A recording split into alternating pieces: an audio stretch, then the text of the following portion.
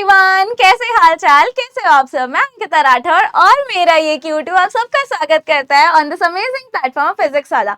और आज हम आए हैं आपसे कुछ बातें करने के लिए। किस बारे में? On conservation of plants and animals. तो हमारा Q2 जो है ये आपको बताना चाहता है कि प्लीज अब टाइम आ गया है कि आप अपने एनवायरमेंट को, अपने प्लांट्स को, अपने एनिमल्स को कंजर्व करने लगो। क्यों करना है, किससे प्रोटेक्ट करना है, क्या करना है, कैसे करना है, किस किस चीज को प्रोटेक्ट करना है, सब चीजें आज हम पढ़ेंगे। तो आइए जल्दी से चलते हैं, देखते हैं क्या क्या करने वाले हैं। भाई डिफॉरेस्टेशन के बारे में बात करेंगे। डिफॉरेस्टेशन क्या होता है, इसके कॉजेस क्या होते हैं, इसके कॉन्सिक्वेंसेस क्या होते हैं कि भाई डिफॉरेस्टेशन क्यों करना पड़ रहा है एंड करने के वजह से क्या हो रहा है, डिफॉरेस्टेशन करने की वजह से क्या हो रहा है वो भी पढ़ना पड़ेगा। फ्लोरा क्या होता है, फौना क्या होता है, और क्या ये दोनों डिफरेंट होते हैं, क्या ये अलग अलग जगह पे मिलते हैं, क्या ये एक ही जगह पे मिलते हैं, ये सारी बातें हम करेंगे। प्रोटेक्टेड एरियाज क्या होते हैं? अब ये प्रोटेक्टेड एरियाज क्या होते हैं?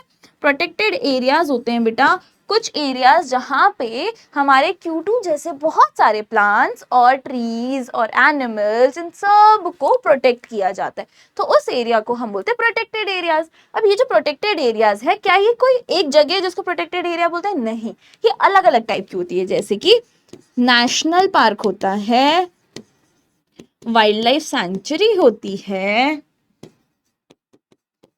और बायोस्फीयर रिजर्व्स भी होते हैं।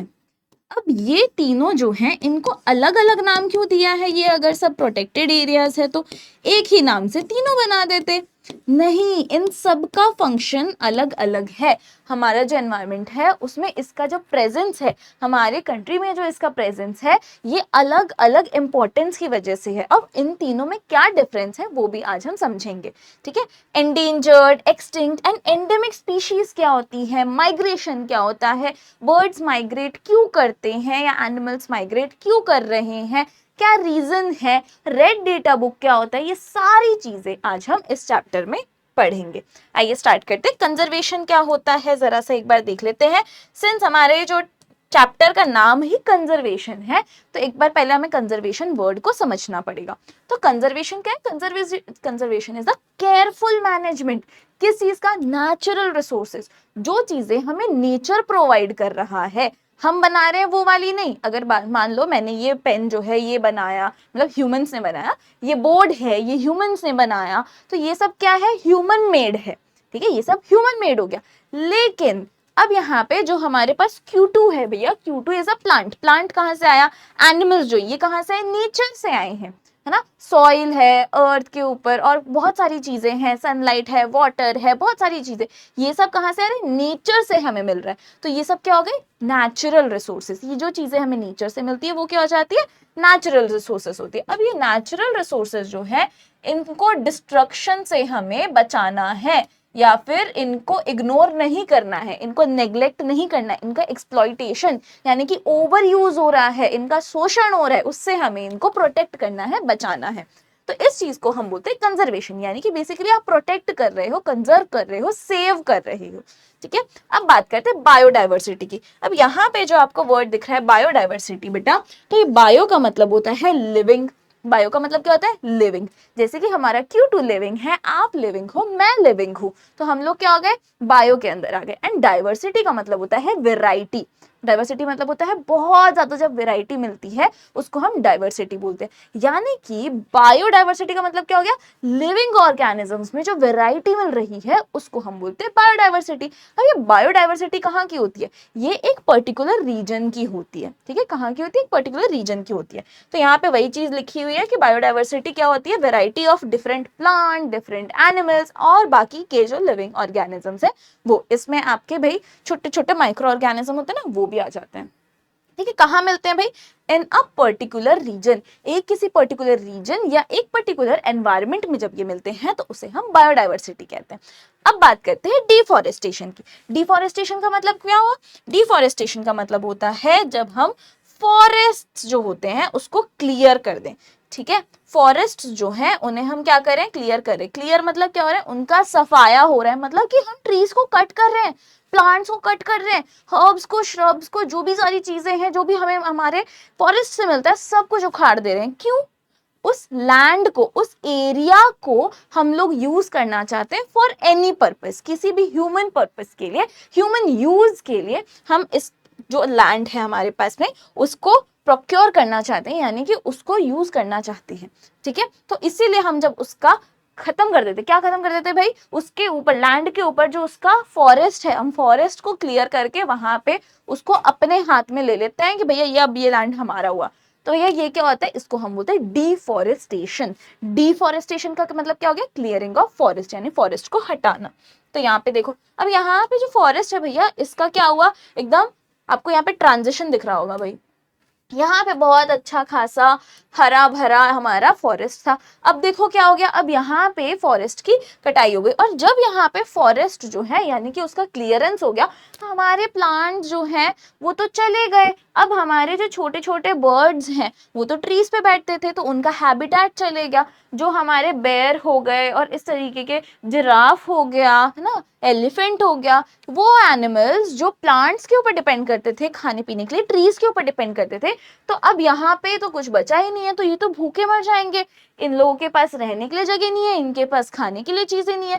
तो फॉरेस्ट और फॉरेस्ट के जितने भी प्रोडक्ट्स होते हैं उनको यूज करते थे हमारे एनिमल्स या फिर बर्ड्स, किसके लिए भाई, अपने लिए, रहने के लिए, खाने पीने के लिए। अब ये सारी चीजें चली गई, तो यहाँ पे हमारे जो एनिमल्स है उनका क्या होगा अब। तो यहाँ पे इसीलिए हमें क्या करना है, डिफॉरेस्टेशन से बचाना है अपने एनवायरनमेंट को भैया, डिफॉरेस्टेशन नहीं होने देना है। और अगर हो रहा है तो उसका कुछ ऑल्टरनेटिव ढूंढ के लाना है कि हम और क्या कर सकते हैं। अगर एक जगह पे हम क्लियर कर रहे हैं फॉरेस्ट को, तो बाकी जगह पे उस चीज को रिस्टोर करना पड़ेगा हमें। कैसे करेंगे, क्या होगा, ये सब हम आगे अभी पढ़ेंगे। बट यहाँ पे अभी जान लेते हैं कि डिफॉरेस्टेशन करना क्यों पड़ रहा है। अगर इतनी गलत चीज है, हमारे जो प्लांट्स है, हमारे जो एनिमल्स है, सब एकदम उनका हैबिटेट लॉस हो गया है, तो यहाँ पे अब वो जाएंगे कहाँ। और अगर हम उसका हैबिटेट लॉस कर रहे हैं अपने यूज के लिए, तो क्या यूज है हमारे, ऐसा क्या नीड्स है जो हमें यहाँ पे डिफॉरेस्टेशन करने की जरूरत पड़ी। तो यहाँ पे भाई हमारे जो डिफॉरेस्टेशन, ये देखो बेचारा बचा रहा था, ये इन्होंने जेसीबी लाके एकदम उखाड़ दिए सारे प्लांट्स वगैरह और ट्रीज वगैरह, और लेकर जा रहे हैं लॉग ऑफ वुड। ये दब गए हैं लगता है गोरिल्ला जी हमारे। ये देखिए, ये भी इतना कुछ खुश तो दिख नहीं रहे हैं। तो यहाँ पे क्यों हमें डिफॉरेस्टेशन करना पड़ रहा है भाई, to procure land for cultivation. देखो पॉपुलेशन जो है वो बढ़ती जा रही है, बढ़ती जा रही है, बढ़ती जा रही है। लोगों के पास खाने के लिए चीजें नहीं है। अब लोगों का जो हंगर है, जो बेसिक हमारी नीड्स होती है, खाना, रोटी, कपड़ा, मकान, है ना, छत, ये सब जो चीजें होती है, पानी वानी, ये सारी चीजों के फुलफिलमेंट के लिए तो पहली चीज क्या हो गया, एक तो हमें कल्टीवेशन करना है। ठीक है, एक तो हमें क्या करना है, कल्टीवेशन करना है। उसके लिए हमें एरिया चाहिए कि भाई हम एग्रीकल्चरल कल्टीवेशन वगैरह करें, थोड़ा खाना वाना लेकर आए, हंगर जो है देश की मिटाएं, क्योंकि पॉपुलेशन जो है वो डिमांड कर रही है। तो उसके लिए हमें क्या करना पड़ेगा भाई, लैंड को क्लियर करना पड़ेगा। ये है एक रीजन फॉर डिफॉरेस्टेशन। घर बनाने के लिए, फैक्ट्रीज बनाने के लिए, फर्नीचर बनाने के लिए, या फिर वुड को एज अ फ्यूल यूज करने के लिए, ठीक है, इन सब के लिए हमें क्या करना है, डिफॉरेस्टेशन करना पड़ेगा। तो यहाँ पे जब हम डिफॉरेस्टेशन कर रहे हैं, हम अपनी खुशी से नहीं कर रहे हैं कि भैया आज कुछ बैठे थे एकदम मन के, आज क्या करें, चलो पेड़ उखाड़ के आते हैं, ऐसे नहीं कर रहे हैं। कुछ रीजन है, उसके वजह से डिफॉरेस्टेशन हो रहा है। तो अब यहाँ पे कॉन्सिक्वेंसेस डिस्कस कर लेते हैं कि what are the consequences of deforestation. अगर डिफॉरेस्टेशन हो गया तो क्या होगा। ठीक है, डिफॉरेस्टेशन कर तो रहे हैं लोग, पर क्या आपको पता है कि डिफॉरेस्टेशन करने की वजह से क्या क्या नुकसान है, क्या कॉन्सिक्वेंसेस, क्या चीज हमें फेस करनी पड़ रही है, तो वो यहाँ पे अभी हम डिस्कस करते हैं। आइए, तो यहाँ पे बेटा सबसे पहले है कि वाइल्ड लाइफ जो है वो एक्सटिंक्ट हो जाएगी। ठीक है, क्या है कि भाई वाइल्ड लाइफ जो है वो एक्सटिंक्ट हो जाएगी। कहीं कहाँ जाएगी भाई, कहाँ रहेंगे, न खाने के लिए जगह है, न रहने के लिए जगह है। तो हमारे जो उस एनवायरनमेंट में प्लांट्स या एनिमल्स हैं वो कहाँ जाएंगे भाई, कहीं नहीं जा पाएंगे, खत्म होने लगेंगे धीरे धीरे धीरे धीरे। तो वाइल्ड लाइफ जो है, जो कि फॉरेस्ट वगैरह में रहते हैं, वो एक्सटिंक्ट हो जाएगी। एक्सटिंक्शन का मतलब है धीरे धीरे धीरे धीरे खत्म हो जाना। ठीक है, उनका दी एंड हो जाना। तो वाइल्ड लाइफ एक्सटिंक्ट हो जाएगी। अब यहाँ पे बात कर रहे हैं, वाइल्ड लाइफ एक्सटिंक्शन हो गई, अब यहाँ पे पेड़ वेड़ कट गए, कोई भी जानवर भी नहीं रह रहा है वहां पे, कोई बर्ड नहीं रह रहा है, कुछ भी नहीं है, तो भाई वहां पे सूखा पड़ जाएगा।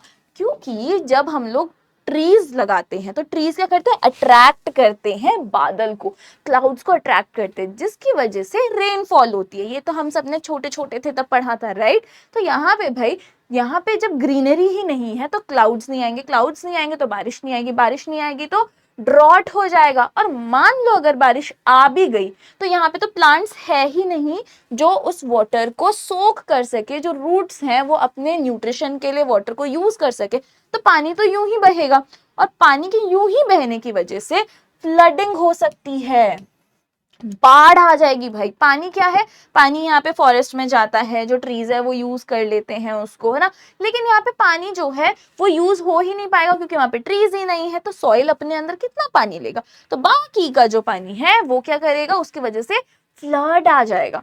इसके बाद में यहाँ पे बोल रहा है कि रिवर फ्लो जो है वो डिसरप्ट हो जाएगा। पहले यहाँ पे बीच में भाई प्लांट्स वगैरह लगे हुए थे, ट्रीज थे, तो पानी यूं यूं यूं यूं यूं यूं बह रहा था, इसके पास एक वे थी, यहाँ पे प्लांट है, यहाँ पे प्लांट है, वो बोल रहे कि तुमको जाने की जगह ही नहीं देंगे, तो यहीं से रिवर फ्लो हो रही थी। अब रिवर यहाँ पे पूरा का पूरा जो भी प्लांट्स थे सब कट चुके हैं, जो भी ट्रीज थे, जो भी हर्ब्स थे, पूरा फॉरेस्ट क्लियर हो गया, तो अब जो रिवर है उसके पास में एक कोई पर्टिकुलर वे नहीं है जाने के लिए कि भाई मुझे इधर ही जाना है, वो तो इधर भी घुस जाएगी, इधर भी घुस जाएगी, वो तो क्या है, बहता पानी है, बहता पानी तो जितना आप जगह दो उतना फैलता है बेटा, ठीक है। तो यहाँ पे क्या है, डिसरप्ट हो जाएगा, रिवर का जो फ्लो है वो इधर उधर चलने लगेगी, तो यहाँ पे क्या है, डिसरप्ट हो रहा है उसका फ्लो। इसके वजह से भाई और भी बहुत सारी चीजें हो रही हैं, ठीक है। इसकी वजह से भी बहुत बार डिसरप्टेड रिवर फ्लो की वजह से भाई पानी बहते बहते बहते किसी गांव के अंदर घुस गया गलती से, तो वहां पे फ्लड आ गया, ठीक है। तो इस तरीके की भी चीजें हो सकती हैं। इसके साथ साथ जब हम फॉरेस्ट को क्लियर कर देते तो अब हमें जो फॉरेस्ट से चीजें मिलती थी वो नहीं मिलेंगी, कहाँ जाएंगी, खत्म हो गई भाई। जब हमने फॉरेस्ट को क्लियरिंग कर दिया तो उसके साथ में वो चीजें जो हमें फॉरेस्ट से मिल रही थी वो भी चले गई, तो अब क्या हो गया, स्कार्सिटी। स्कार्सिटी यानी कि भाई एकदम कमी पड़ गई है, ठीक है। क्या पड़ गई है, एकदम कमी पड़ गई है, किस चीज की, जो चीजें हमें फॉरेस्ट से मिलती थी उनकी कमी हो जाना, दैट इज कॉल्ड स्कार्सिटी, ठीक है। अब इसके साथ साथ ग्लोबल वार्मिंग हो रही है, ठीक है। प्लांट्स नहीं है, प्लांट्स नहीं है तो भाई हमारा जो CO2 था, प्लांट्स ले लेते थे अपने फोटोसिंथेसाइज करने के लिए, CO2 ले लेते थे, ऑक्सीजन देते थे। अब हमारे एनवायरनमेंट में CO2 बढ़ते जा रहा है, बढ़ते जा रहा है, बढ़ते जा रहा है, और CO2 जितना ज्यादा बढ़ेगा हीट उतनी ज्यादा प्रोड्यूस होती है, तो यहाँ पे ग्लोबल वार्मिंग हो रही है, हमारा जो पूरा अर्थ है वो गर्म होते जा रहा है। टेम्परेचर आप देखो कि डे बाय डे बढ़ते जाता है, बढ़ते जाता है। समर्स में तो इतना पीक पे चले जाता है कि भाई आप बाहर जाओगे थोड़ी देर के लिए और ऐसे काले होके पूरे वापस आओगे, ठीक है। तो यहाँ पे क्या है, ग्लोबल वार्मिंग हो रही है।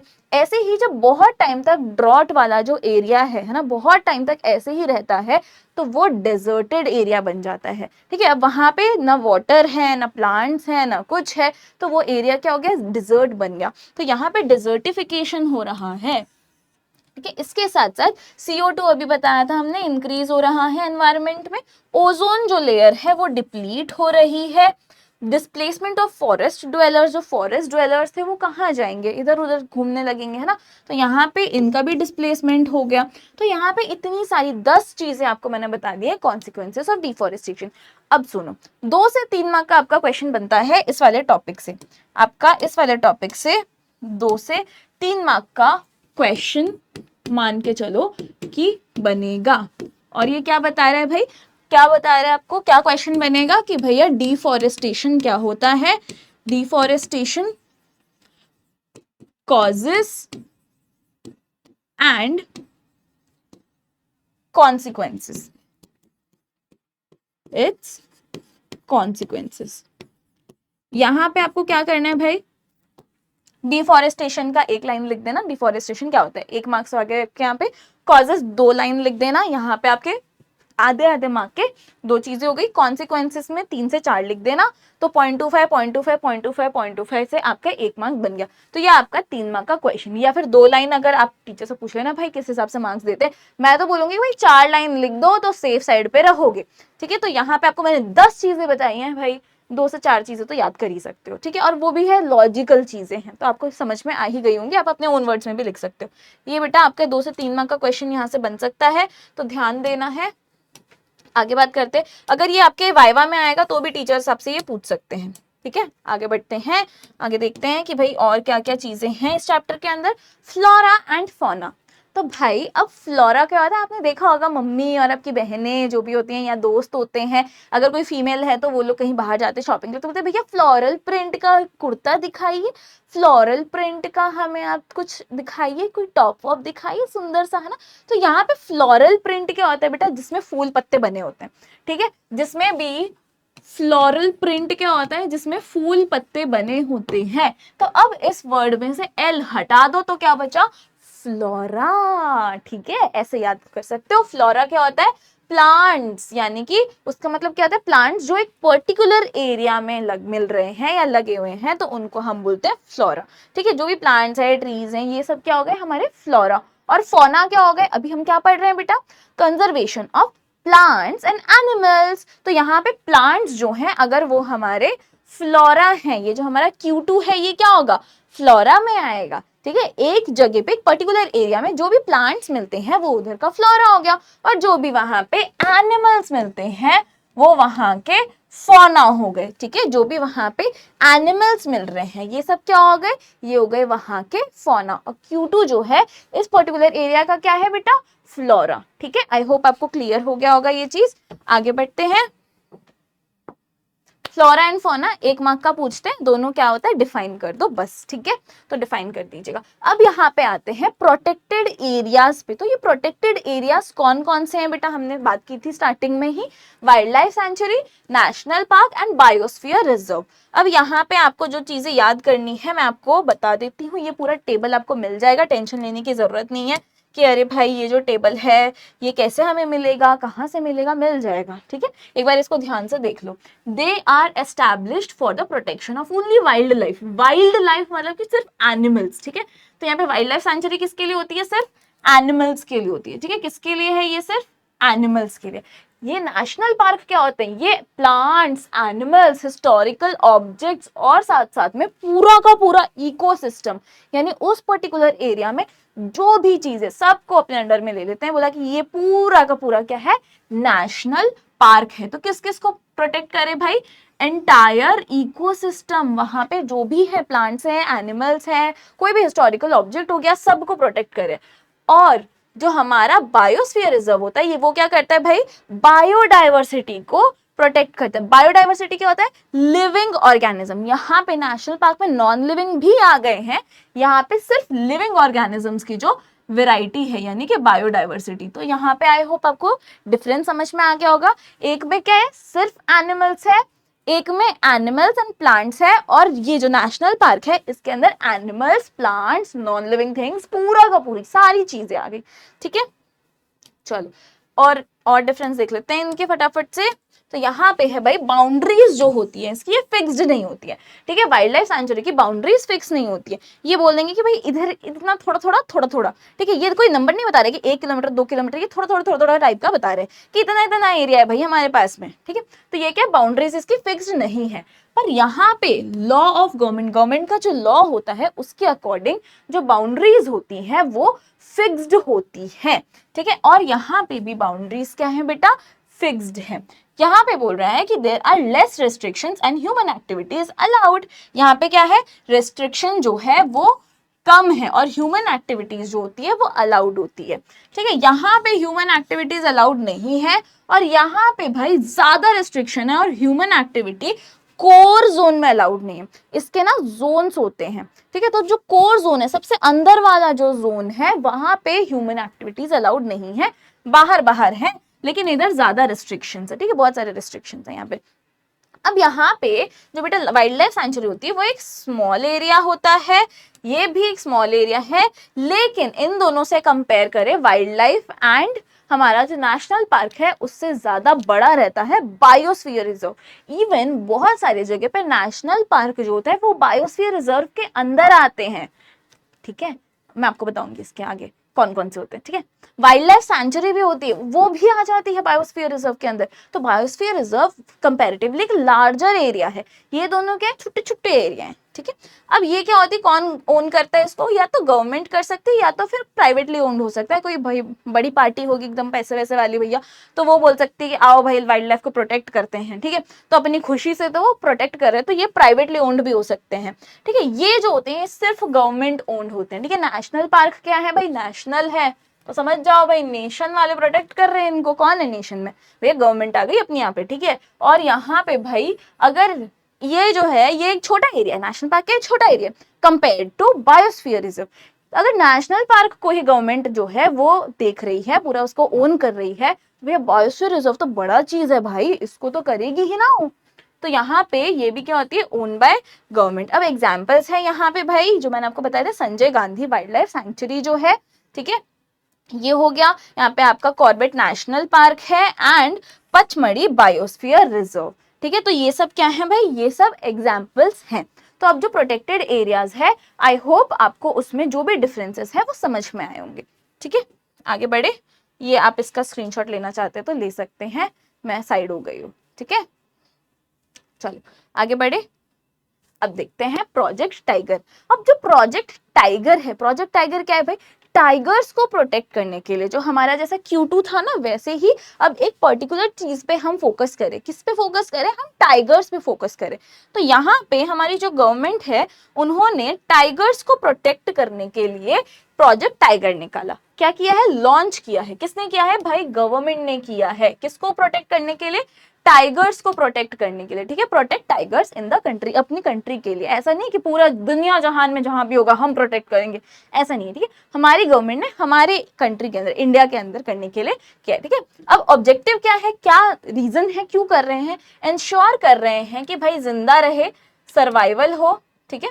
क्या है भाई, जिंदा रहे यानी कि सर्वाइवल हो और मेंटेनेंस हो, ठीक है। सर्वाइवल एंड मेंटेनेंस, सर्वाइवल मतलब कि सिर्फ जिंदा ही ना रहे, अच्छे से मेंटेन्ड भी हो भाई, उसको खाना अच्छे से मिले, रहने की जगह मिले, वो खुश रहे, उसका प्रॉपर हाइजीन का ख्याल रखा जाए, मेंटेनेंस अच्छे से होनी चाहिए। ऐसा नहीं कि बस आप देख रहे हो अच्छा जिंदा है चलो चलो आगे बढ़ जाओ, अच्छा आज भी जिंदा है चलो चलो आगे बढ़ जाओ, ऐसे नहीं, उसको खाना खिलाओ, पानी पिलाओ, जो भी उसकी चाहिए, उसकी नीड्स फुलफिल करो, उसको हैप्पी रखो, उसके आसपास क्लीनलीनेस होनी चाहिए, पूरा मेंटेनेंस होना चाहिए, अच्छी जगह पे होना चाहिए, जो शेल्टर है वो प्रॉपरली एकदम ऐसे प्रोवाइड करो। ऐसा नहीं कि आप उसको तबेले में डाल के छोड़ दिया टाइगर को, टाइगर को कैसा एनवायरनमेंट पसंद है, उस एनवायरनमेंट में जो सूटेबल एनवायरनमेंट है वहां पे रखो उसको, ठीक है। टाइगर पॉपुलेशन के बारे में, अब जो टाइगर कंजर्वेशन प्रोग्राम है यानी टाइगर्स को बचाने का जो प्रोग्राम है, ये लॉन्च किया गया था अप्रैल 1973 में by the government of India. जो गवर्नमेंट ऑफ इंडिया है उन्होंने कब स्टार्ट किया था, अप्रैल 1973। अब ये एक क्वेश्चन आपको एमसीक्यू में पूछा जा सकता है जो कि आपका प्रोजेक्ट टाइगर से रिलेटेड रहेगा। यहाँ पे एकदम कंपलसरी तो नहीं है कि सिर्फ एमसीक्यू में ही पूछे, बाकी जगह पे भी पूछ सकते हैं एमसीक्यू, या फिर वैल्यू बेस्ड क्वेश्चन आता है कि वैल्यूज आपकी पूछी जाती हैं, 4 से 5 मार्क का क्वेश्चन बनता है वैल्यू बेस्ड, जिसमें आपसे कोई भी एक प्रोजेक्ट के बारे में बोला जाएगा कि आपको ऐसे कोई प्रोजेक्ट के बारे में पता है क्या, तो या फिर टाइगर के बारे में कुछ लिखा रहेगा, फिर आपको बोलेंगे नीचे यहाँ पे 3-4 क्वेश्चन बोल के कि भैया पहली चीज बता दो कि कंजर्वेशन क्या होता है, दूसरी चीज बता दो कि आपको कोई प्रोजेक्ट के बारे में पता है क्या, तीसरा एक आपको एमसीक्यू दे दिया जाएगा उसमें, और चौथा रहेगा कि आपकी वैल्यूज जानना चाहते हैं कि हमें क्यों करना है, क्या आपको लगता है, आपके क्या व्यूज हैं, ये सब चीजें पूछी जाती है। तो ये वैल्यू बेस्ड टाइप क्वेश्चन आता है जो अभी यूजुअली जो आपके पेपर्स बनते हैं एफए और पीटी या फिर आप बोलो कि यूटी एग्जाम्स या फिर आपके जो समेटिव असेसमेंट होते हैं यानी ऐसे वाले जो होते हैं हाफ ईयरलीज होते हैं, इन सब में ऐसे टाइप के क्वेश्चंस एक पक्का आते ही हैं, ठीक है। लॉन्ग पेपर जो होते हैं यूजुअली हाफ ईयरली और फाइनल एग्जाम्स उसमें तो बिल्कुल ही आते हैं, एफए में कभी कभी आता है कभी कभी नहीं आता है, तो उसको आपको 3 मार्क का क्वेश्चन पूछा जाएगा अगर एफए में दिया है तो, और यहाँ पे 4 से 5 मार्क का क्वेश्चन पूछा जाएगा अगर हाफ ईयरली में आ रहा है तो, ठीक है।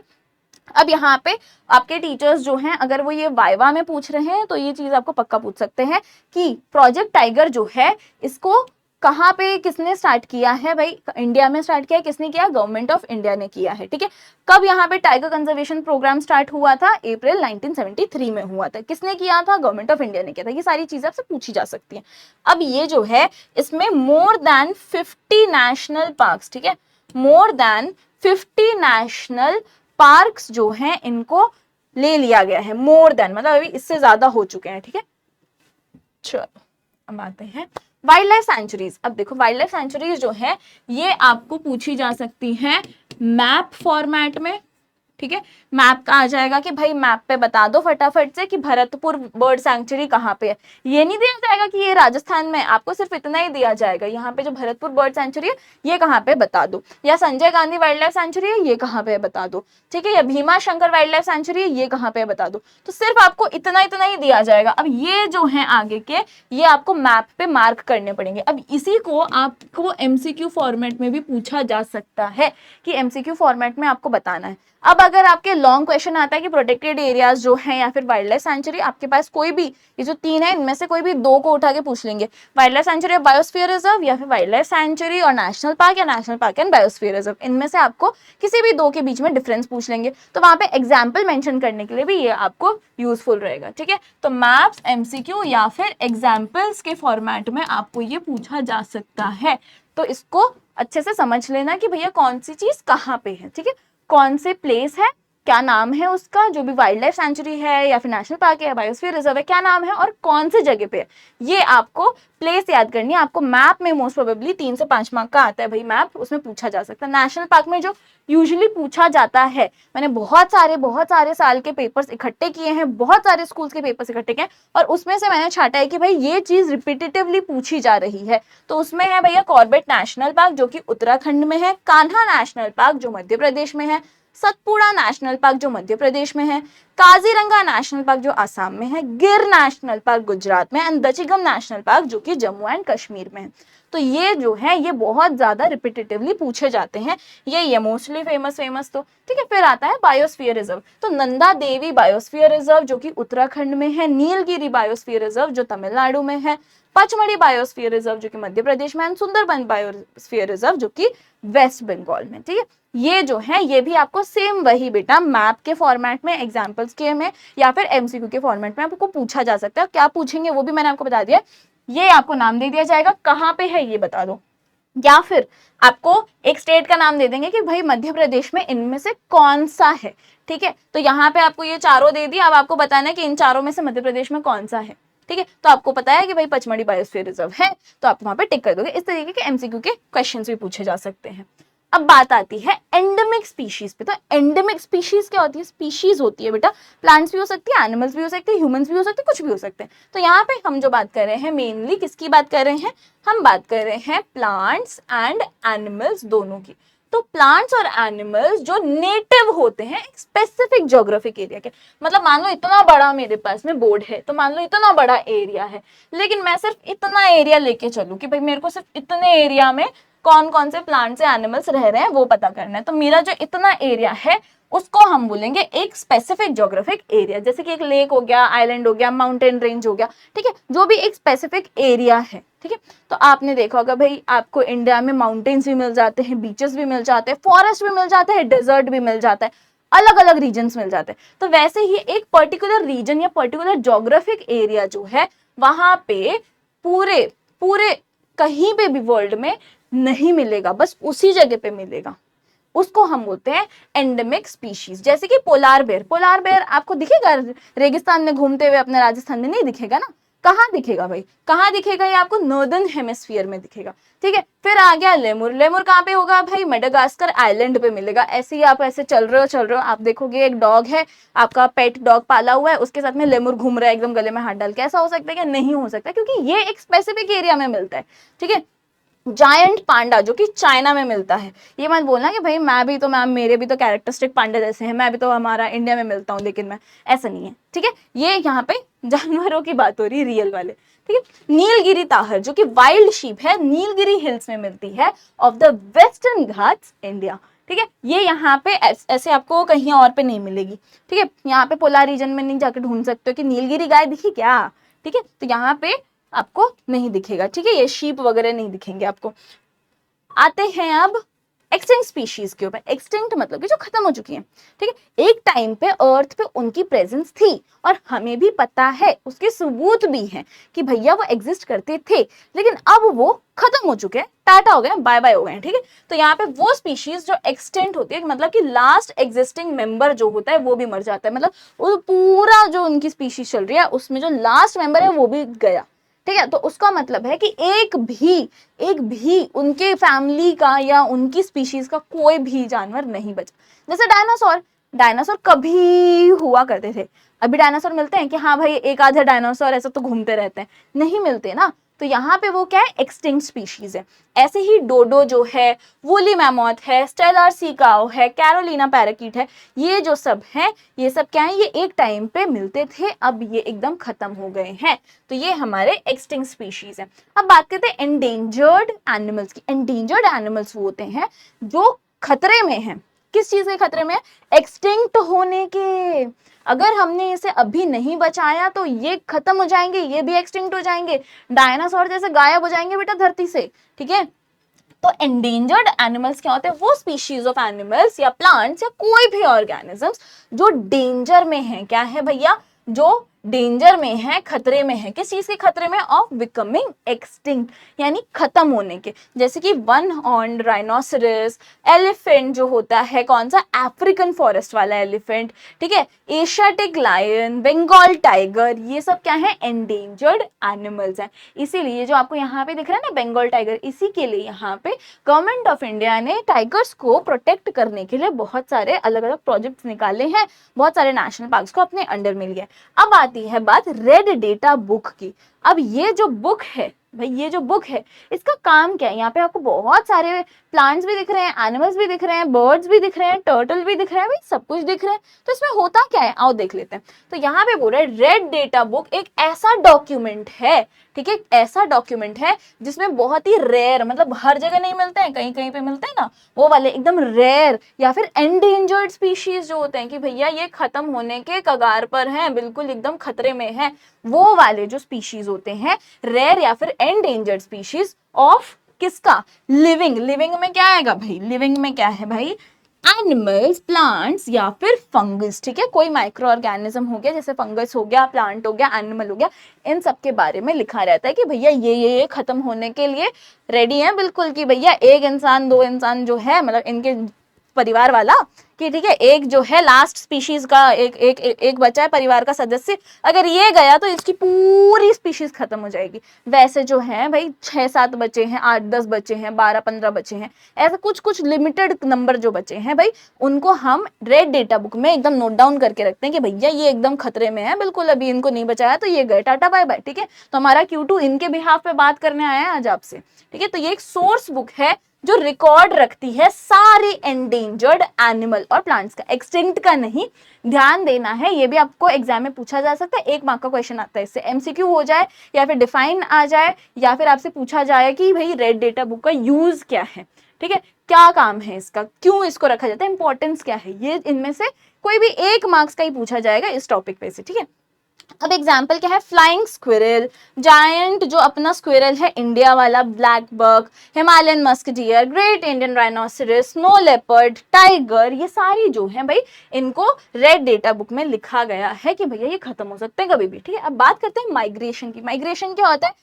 यहाँ पे मैं बहुत खुश थी, लेकिन यहाँ पे मुझे कुछ प्रॉब्लम्स की वजह से कहीं और जाना पड़ा, तो मैंने क्या किया, एक जगह से मैं दूसरी जगह पे गई हूँ किसी रीजन की वजह से। ठीक है, ऐसे नहीं कि वेकेशन है भाई चलो यहाँ वहां पे वेकेशन मनाने चलते, ऐसे नहीं, किसी रीजन की वजह से मैं क्या कर रही हूँ, एक जगह से दूसरी जगह जा रही हूँ, तो इसे हम माइग्रेशन बोलते हैं। ये यूजुअली बर्ड्स में या फिर एनिमल्स में देखने के लिए मिलता है, लिविंग ऑर्गेनिज्म में। ठीक है, तो ये क्या हो गया भाई? मूवमेंट। किसकी मूवमेंट? लिविंग ऑर्गेनिज्म की एक प्लेस से दूसरे जगह पे। ठीक है, कब? एक specific time of year, specific time of year. ये क्या अपना समर वेकेशन या विंटर वेकेशन मनाने जा रहे हैं? नहीं, लेकिन ये एक पर्टिकुलर टाइम पे ही क्यों जाते हैं, तो ये उसके रीजन है। प्रोटेक्शन के लिए भाई, इनको खुद को प्रोटेक्ट करना है, किससे? प्रेडेटर से प्रोटेक्ट करना हो सकता है, एनवायरमेंट से प्रोटेक्ट करना हो सकता है, ठीक है, या फिर क्लाइमेट से, वेदर से, जो भी है उससे प्रोटेक्ट करना हो सकता है, to find better places for food.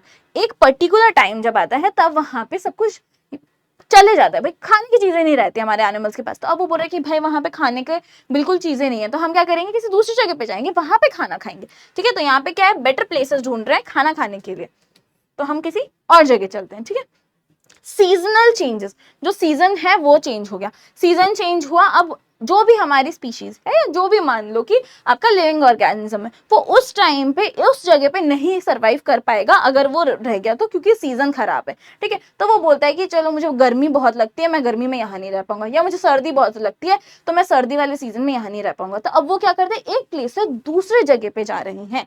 तो यहाँ पे क्या हो गया, seasonal change. And then nesting location, यानी कि उनको अपना नेस्ट डालना होता है, बेबीज प्रोड्यूस करने होते हैं, तो उसके लिए वो जाते हैं एक जगह से दूसरी जगह पे कि भाई हमारे बच्चे यहाँ पे सरवाइव नहीं कर पाएंगे, हमारे बच्चे होंगे नाजुक नाजुक से, तो कोई ऐसी जगह पे रखते हैं उनको कि जहाँ पे वो सरवाइव कर पाए। तो वो एक जगह से दूसरे जगह जाते हैं बच्चे पैदा करने के लिए, ठीक है। एंड देन टेम्परेचर, यानी कि एकदम एक्सट्रीम हॉट हो या फिर एकदम एक्सट्रीम कोल्ड वेदर हो, तो हो सकता है कि वो ऑर्गेनिज्म वहां सर्वाइव ना कर पाए, इसीलिए वो एक जगह से दूसरी जगह पे जाते हैं। तो ये तो उनके रीजन हो गए। अब बात करते हैं रिसाइकलिंग की। जो पेपर है उसे रिसाइकल किया जाता है। क्यों किया जाता है? क्योंकि पेपर बन रहे हैं, हमारा जो Q2 है ये तो अभी बहुत छोटू है, ठीक है, लेकिन बहुत सारे बड़े बड़े ट्रीज जो होते हैं उनको काट के उनके वुड से पेपर बनाया जाता है। अब इस पेपर को अगर हम यूज करके फेंक देते हैं तो हमारा एनवायरमेंट जो है उसमें और पेपर की नीड हो गई, और पेपर की नीड हुई, पॉपुलेशन बढ़ती है, पेपर की नीड होती है, पेपर की नीड होती है, और पेड़ कटेंगे। तो इससे बचने के लिए कि भाई और हमें पेड़ को नहीं काटना पड़े, डिफॉरेस्टेशन और ना करना पड़े, जिसके लिए हमारा Q2 आया था आपसे बात करने के लिए, उसके लिए हम क्या करते हैं, उसी पेपर को रिसाइकिल करते हैं कि वापस से हम उसको यूज करें। रिसाइकिल है ना, रिसाइकलिंग प्लांट कहाँ करेंगे अब ये यहाँ पे बेटा, रिसाइकलिंग प्लांट में करेंगे। कैसे होता है, पहले उसको अलग कर दिया जाता है, फिर उसको अच्छे से क्लीन करते हैं, फिर उसको धोते हैं, वॉश करते हैं। किससे धोते हैं भाई? सोप से, ठीक है, सोप से। तो सोप से क्या होगा, वो ब्रेक डाउन हो जाएगा। कैसे होगा बेटा? अब यहाँ पे जब आप देखोगे भाई, आप एक पेपर को पानी में गला के रख दो भाई सोप वाले, तो देख लेना अपने आप ऐसे वो बिखरने लगेगा, ठीक है। तो उसका ब्रेक डाउन हो गया। अब भाई उसको एक्सपोज किया जाता है हीट पे, ठीक है। हीट में जब होता है एक्सपोज तो उसका जो सेल्यूलोज होता है वो ब्रेक डाउन हो जाता है, ठीक है। अब क्या हुआ, then it break down into cellular, cellulose में ब्रेक डाउन हो गया वो, ठीक है। रिसाइकलिंग क्या है भाई, रिसाइकलिंग क्यों इंपॉर्टेंट है? It is essential to minimize waste accumulation. हम क्या कर रहे हैं भाई, हमारा जो वेस्ट है उससे, अक्यूमुलेशन मतलब इकट्ठा करना, ठीक है, जो वेस्ट इकट्ठा हो रहा है उससे हमें क्या करना है भाई, कम करना है। उसे हमें क्या करना है, कम करना है, मिनिमाइज करना है, रिड्यूस करना है पॉल्यूशन। क्या करना है हमें, रिड्यूस करना है। क्या रिड्यूस करना है? पेपर ही रिड्यूस करना है, पेपर भी रिड्यूस कर सकते हो। कैसे? उसका यूज जो है कम करो भाई, जहां पे नीडेड है वहीं करो, ऐसे फालतू में मत करो। तो यहाँ पे आप पॉल्यूशन जो है उससे भी प्रोटेक्ट कर रहे हो अपने एनवायरमेंट को, ठीक है। रिफॉरेस्टेशन क्या होता है? अब देखो यहाँ पे दो टर्म और आ जाते हैं, बहुत कंफ्यूजिंग टर्म है बेटा, बिल्कुल भी एकदम बहक मत जाना कि भैया डिफॉरेस्टेशन पता है, रिफॉरेस्टेशन वही होता है, एफॉरेस्टेशन वो भी वही होता है, ऐसा नहीं है, ठीक है। तो यहाँ पे तीनों में डिफरेंस है, तो इसको आप देख लेना, ये आपका बहुत इंपॉर्टेंट है, ठीक है। अब मुझे नहीं बताइए कि आपके एग्जाम में आएगा नहीं आएगा, आपके टीचर्स हो सकता है सोचे बच्चे कंफ्यूज हो जाएंगे, मत दो। कुछ जो इंटेलिजेंट टीचर्स होंगे बोलेंगे कि एक्स्ट्रा है भले ही, पर ये बच्चों को पता होनी चाहिए, वैसी वाली बात है, तो दे दो क्वेश्चन। तो 1 मार्क या 2 मार्क का कुछ पूछा जा सकता है, मुझे कंफर्म नहीं है, बट इंपॉर्टेंट है। अगर मैं यहाँ पे जब स्कूल में टीचर थी तो मैं तो बच्चों को दे देती थी ये वाला क्वेश्चन, ताकि उनको क्लियर रहे कि भाई तीनों में क्या डिफरेंस है। तो ऐसे ही आपके टीचर्स भी आपको दे सकते हैं। रिफॉरेस्टेशन मतलब होता है बेटा रीजनरेट करना या रीप्लांट करना फॉरेस्ट एरियाज को जो कि डिस्ट्रॉय हो गए थे, ठीक है, जो कि डिस्ट्रॉय हो गए थे, जहां पे डिफॉरेस्टेशन है। मतलब एक फॉरेस्ट था, मैंने वहां पे एकदम क्लियरिंग कर दिया फॉरेस्ट का, हटा दिया सब कुछ, लैंड को मैं अपना यूज कर रही थी, अब मेरे लैंड का जितना भी यूज था वो हो गया, अब उसी जगह पे वापस से मैं प्लांट्स को लगा रही हूँ, सेम उसी जगह पे, तो उसको हम बोलेंगे रीफॉरेस्टेशन। डी जो था, डी का जो डी था वो आर में बदल गया, ठीक है, डी का जो डिफॉरेस्टेशन का जो डी था वो आर में बदल गया, रीफॉरेस्टेशन, वापस से आप फॉरेस्ट लगा रहे हो उसी जगह पे। लेकिन एफॉरेस्टेशन होता है कि आप जहां पे कोई पेड़ वेड़ नहीं था, पहले कोई ट्री कवर नहीं था, there was no tree cover previously, ठीक है, वहां पे कोई ट्री कवर नहीं था प्रीवियसली, वहां पे आप जब प्लांट करते हो ट्रीज को, तो वो वाला एरिया जो होता है उसको हम बोलते हैं एफॉरेस्टेशन। कोई ऐसा एरिया जहां पे आप कोई प्लांट नहीं था पहले, अब जाके आप वहां पे उसको ट्रीज को लगा रहे हो, प्लांट लगा रहे हो, पूरा फॉरेस्ट बना रहे हो वहां पे, ठीक है, तो हम क्या बोलते हैं एफॉरेस्टेशन। मतलब जहां पे पहले कुछ भी नहीं था वहां पे मैंने वहां पे प्लांट कर दिया है बहुत सारे ट्रीज, तो उसको हम बोलते हैं एफॉरेस्टेशन। और पहले जहां था वहीं पे वापस से लगाना रिफॉरेस्टेशन, और जो लगे हुए हैं उसे काटना डिफॉरेस्टेशन। आई होप ये सब टर्म्स आपको क्लियर हो गए होंगे। लेट्स समराइज, फटाफट से देख लेते हैं कि आज हमने क्या क्या पढ़ा है भाई। डिफॉरेस्टेशन पढ़ा हमने सबसे पहले, कि जो फॉरेस्ट हैं उनके बारे में पढ़ा कि डिफॉरेस्टेशन क्या होता है। इसके साथ साथ अब हम लोग कुछ और चीजें डिस्कस कर लेते हैं। डिफॉरेस्टेशन में हमने पढ़े हैं उसके कॉजेस और उसके कॉन्सिक्वेंसेस क्या क्या हैं वो भी पढ़े हैं। एंड इसके साथ साथ दो ऐसे टर्म पढ़े हैं जो इसी से रिलेटेड है, यानी कि रिफॉरेस्टेशन एंड डिफॉरेस्टेशन, है ना। रिफॉरेस्टेशन यानी कि जहां पे पहले हमने ये डिफॉरेस्टेशन कर दिया था वहीं पे प्लांट लगाना, और एफॉरेस्टेशन यानी कि ऐसी जगह जहां पे कोई भी प्लांट वगैरह नहीं था पहले या फिर कोई ट्री नहीं था वहां पे पेड़ पौधे लगा देना। इसके बाद हमने बात की थी कि भैया फ्लोरा एंड फौना क्या होता है ना। फ्लोरा एंड फौना की बात की थी, और फिर हमने बात की थी फ्लोरा एंड फौना के बाद में हमने क्या समझा था भाई, हमने बात की थी तीन जो हमारे प्रोटेक्टेड एरियाज हैं, जो हमारे तीन प्रोटेक्टेड एरियाज हैं इनके बारे में बात की थी। अब ये जो प्रोटेक्टेड एरियाज हैं कौन कौन से हैं भाई, एक तो हमारा था वाइल्ड लाइफ सेंचुरी, और क्या था, biosphere reserve and national park, है ना। यही तीन थे। अब फिर हमने क्या देखा था, इन तीनों के बीच में हमने डिफरेंस देखा था कि तीनों कौन ओन करता है, किस किस को यहाँ पे प्रोटेक्ट किया जाता है, इनके एग्जाम्पल्स क्या हैं वो देखे थे। तो ये सारी चीजें हमने देखी थी। फिर हमने बात किया था कि भाई प्रोटेक्शन तो हो गया, अब माइग्रेशन की बात की थी, रिसाइकलिंग ऑफ पेपर्स की बात की थी, रीजंस देखे थे माइग्रेशन एंड इट्स रीजंस, कि क्यों माइग्रेशन हो रहा है, ठीक है, क्यों माइग्रेशन हो रहा है वो देखा था। पेपर रिसाइकिल क्यों करना चाहिए, एनवायरनमेंट को आप कैसे सेव कर रहे हो ये देखा था हमने। और क्या पढ़ा है, इतना ही पढ़ा है, इसके अलावा भी कुछ पढ़ा था हमने, ये सब चीजें पढ़ ली हैं, ठीक है। और क्या पढ़ा था एक बार देख लेते हैं। हमने पढ़ा है red data book, endangered species, है ना, ये सारी चीजें देखी थी। प्रोजेक्ट टाइगर देखा था, यहाँ पे लिख देती हूँ मैं, प्रोजेक्ट टाइगर देखा था। और रेड डेटा बुक की बात कहाँ आई थी भाई, रेड डेटा बुक में कहाँ क्या चीज रखी जाती है, रेड डेटा बुक में होते हैं एंडेंजर्ड, ठीक है, एंडेंजर्ड स्पीशीज जो होते हैं वो होते हैं रेड डेटा बुक के अंदर। और इसके साथ साथ हमने बात की थी किसकी, endangered, endemic, endangered, endemic and extinct species की, ठीक है, endangered, endemic and extinct species की हमने बात की थी कि ये सब क्या होते हैं। आई होप ये पूरा आपको समझ में आ गया होगा। We have summarized it.